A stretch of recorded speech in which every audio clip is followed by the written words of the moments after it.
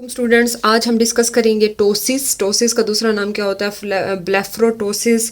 अब इसमें सबसे पहले हम डेफिनेशन देखेंगे, देन जो है इसकी क्लासिफिकेशन, इटियोलॉजी और इसका ट्रीटमेंट, सारी चीज़ें।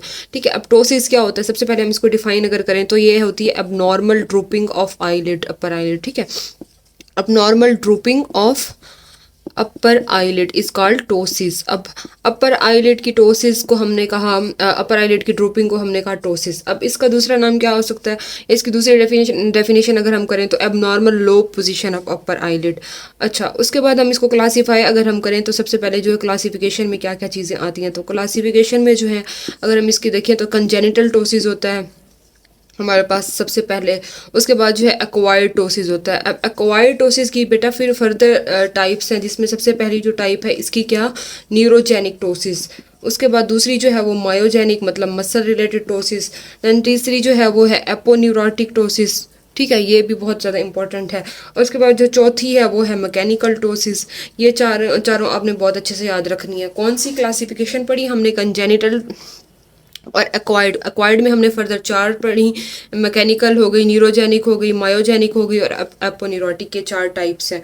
अच्छा, हम बारी बारी फिर इनको देखते हैं कि क्या। सबसे पहले हमने कहा कि कंजेनिटल टोसिस है। अब कंजेनिटल टोसिस, इसमें क्या होगा? कोई डेवलपमेंटल इशू होगा मसल में। सबसे पहले जो टाइप है इसकी कंजेनिटल।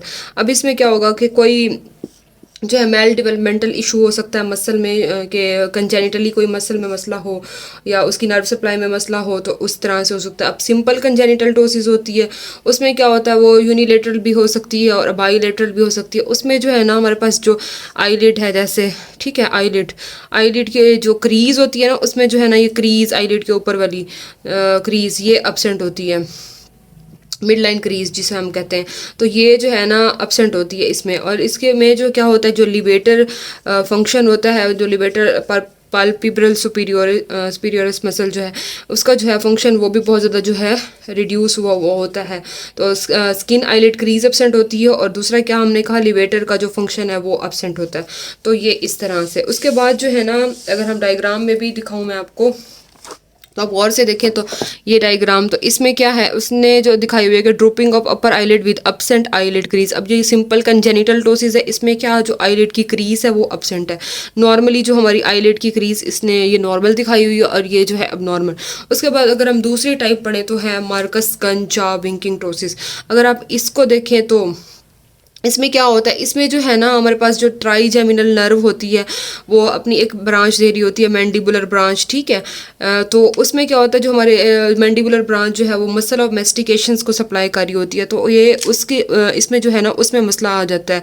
तो जब भी जो है ना पेशेंट की जाव मूवमेंट होती है तो उससे उसके साथ जो है ना उसका अगर मैं यहाँ आपको दिखाऊँ तो जब भी वो जो है ना आईलिड जाव मूवमेंट्स की वजह से जो है ना वो उसकी टोसिस ठीक हो जाती है। जब पेशेंट मुंह खोलता है तो टोसिस ठीक हो जाती है उससे।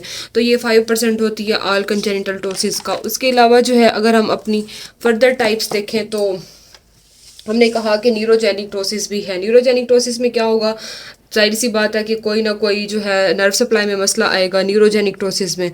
ठीक है, न्यूरोजेनिक टोसिस इसमें क्या होगा, कोई नर्व में मसला होगा। और नर्व कौन सी? Third nerve. ठीक है, थर्ड नर्व कौन सी? अकुलोमोटर जो है नर्व, उसमें कोई ना कोई मसला आ जाएगा।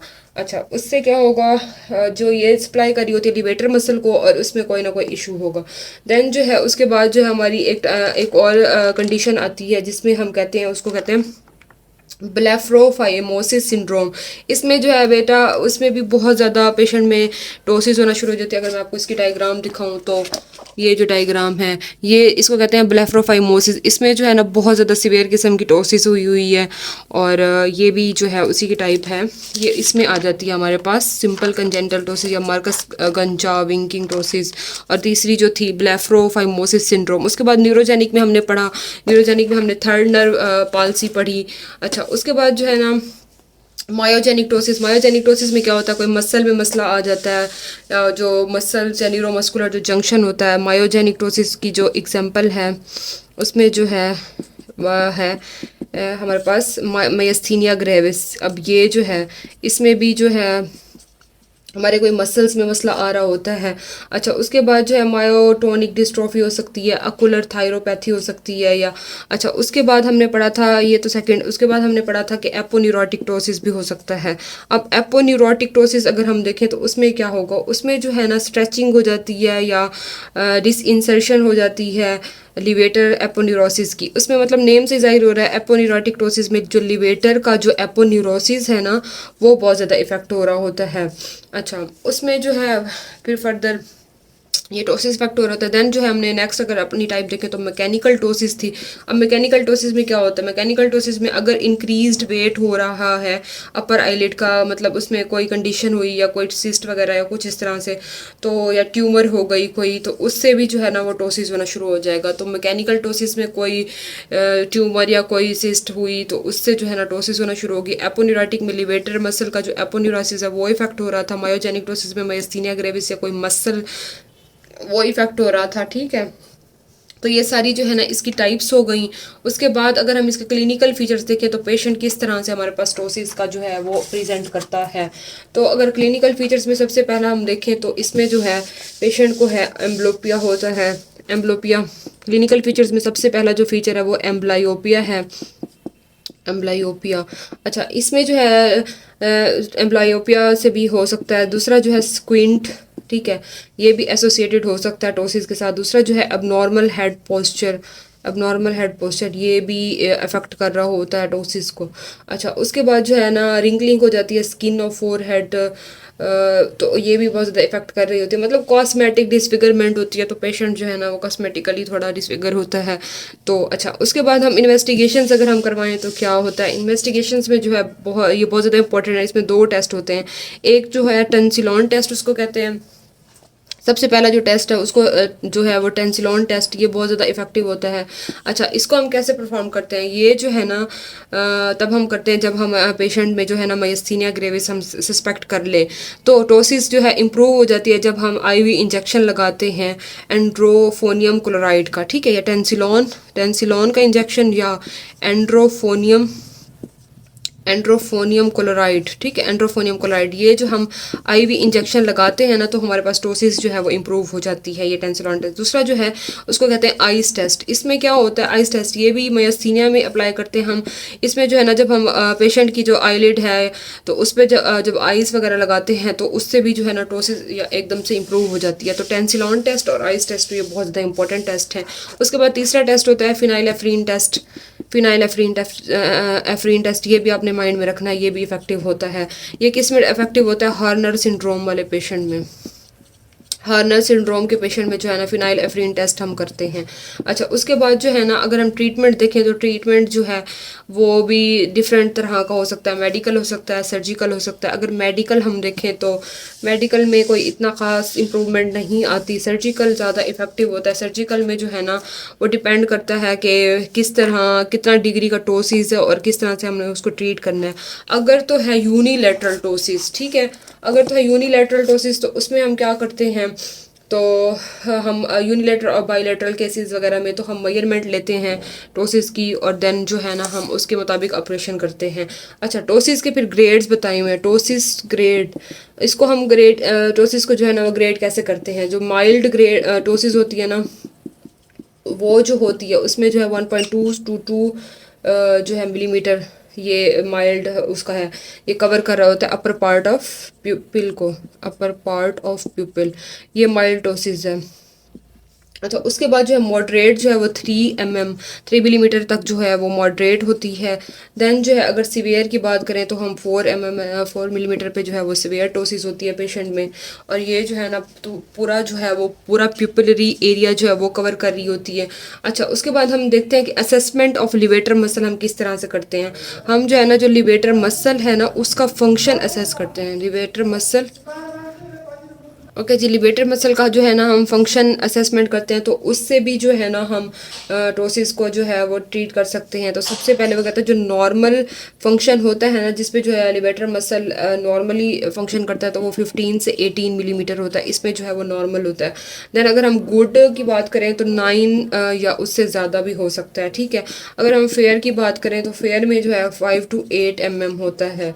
अच्छा, उसके बाद पुअर की अगर हम बात करें तो उसमें जो है 4 मिलीमीटर या उससे भी लेस होता है।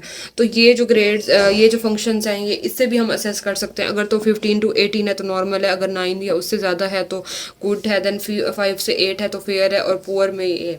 अच्छा, उसके बाद हमने एग्जामिनेशंस या सर्जरी दूसरी जो है वो भी अप्लाई कर सकते हैं, जिसमें अकुलर मोटिलिटी सर्जरी है, कॉर्नियल सेंसिटिविटी और bells phenomena, Marcus कंजा, winking ptosis और ये सारी।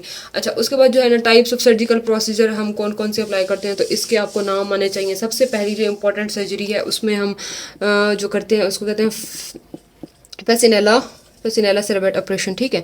अच्छा, इसमें जो है ये जो ऑपरेशन होता है, इसमें हम क्या करते हैं, इसमें जो है ना हम जो कुछ पोर्शन जो है ना टार्सल प्लेट का एक्सियन उसकी कर लेते हैं, और जो कुछ जो है ना कंजक्टाइवा का और मूलर मसल का, इसमें टार्सल प्लेट कंजक्टाइवा और जो है कुछ मसल जो है वो मूलर मसल का, ये जो है ना हम एक्सरसाइज करते हैं और इसको ट्रीट करते हैं। दूसरा जो है उसमें लिवेटर रिसेक्शन, नाम से जाहिर हो रहा है कि लिवेटर की हम रिसेक्शनिंग करेंगे। इसमें जो है ना कुछ पोर्शन जो है लिवेटर मसल एपोन्यूरोसिस का, ठीक है, वो हम एक्सरसाइज कर लेते हैं, तो इस तरह से हम इसको ट्रीट करते हैं। तीसरा जो है बहुत ज़्यादा इंपॉर्टेंट जो है प्रोसीजर, वो है स्लिंग प्रोसीजर इसको कहते हैं हम। ब्रो सस्पेंशन प्रोसीजर भी कहते हैं। ये किस केस में करते हैं, ये जब बहुत ज़्यादा पेशेंट में सिवियर टोसिस हो रही हो ना, तो तब हम इसको करते हैं। सिवियर टोसिस में कौन सी 4 mm या उससे ज़्यादा की अगर हो रही हो, हमने पहले ग्रेड्स में पढ़ा था ना कि जो 4 mm की टोसिस होती है वो बहुत ज़्यादा सिवियर होती है, तो उसमें हम करते हैं। अच्छा, इसमें हम क्या करते हैं, अटैचमेंट करते हैं आईलिड की विद फ्रंटालिस मसल, किससे, फेशियल लेटा से। हम जो है ना फेशियल लेटा से जो है ना मतलब 4 तरह के इंसिडेंस देते हैं, और जो है ना आईलिड की हम इससे जो है फ्रंटालिस मसल के ज़रिए जो है फेशियल लेटा से हम इसको वो करते हैं, प्रोसीजर करते हैं, इसको कहते हैं स्लिंग प्रोसीजर। उसके बाद चौथा जो है वो एपोन्यूरोटिक स्ट्रेंथनिंग, ये भी इंडिकेटेड है, मतलब इतना ज़्यादा इफेक्टिव नहीं है, बट जो सबसे अच्छा है ना वो स्लिंग प्रोसीजर है। लिवेटर रिसेक्शन, पेसिनेला सेरेब्रेट ऑपरेशन, ये सारे जो है ना हम टोसिस में ऑपरेशन करते हैं, ये भी इनके आपको नाम आने चाहिए, ठीक है। तो थैंक यू सो मच। बाकी जो है इंशाल्लाह हम बाकी टॉपिक्स भी कवर